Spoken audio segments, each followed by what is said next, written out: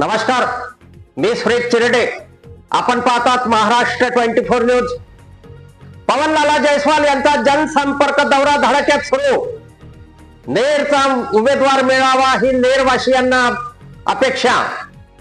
संजय देशमुख खासदार झाल्यानंतर शिवसेना उद्धव बाळासाहेब ठाकरे पक्षाकडून दिग्रस मतदारसंघाची उमेदवारी कुणाला मिळणार हा प्रश्न अनेकांना पडला.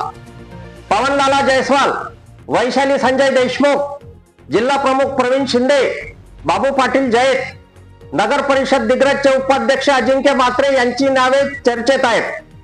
विधानसभेची निवडणूक कधीही जाहीर होऊ शकते, त्यामुळे इच्छुक उमेदवार जनसंपर्क दौऱ्यात गुंतले आहे. नेर नगर परिषदेचे माजी उपाध्यक्ष पवनलाला जयस्वाल यांनी दिग्रस मतदारसंघामध्ये जनसंपर्क दौरा सुरू केला आहे. आपण शिवसेना उद्धव बाळासाहेब ठाकरे पक्षाची उमेदवारी मागणार हे त्यांनी आधीच घोषित केले.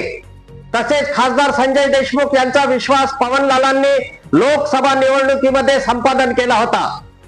पवनलाला राजकीय आखाड्यात उतरल्याने व त्यांना शिवसेना उद्धव बाळासाहेब ठाकरे पक्षाची दिग्रस विधानसभेची तिकीट मिळणार या अपेक्षेने नेर तालुक्यातील मतदार आनंद व्यक्त करीत आहे.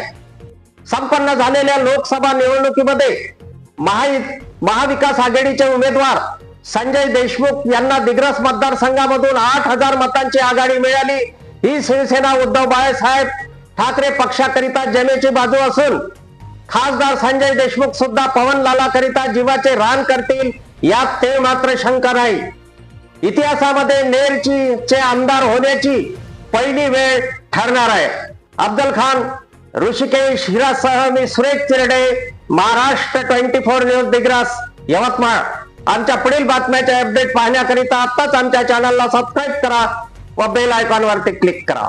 धन्यवाद.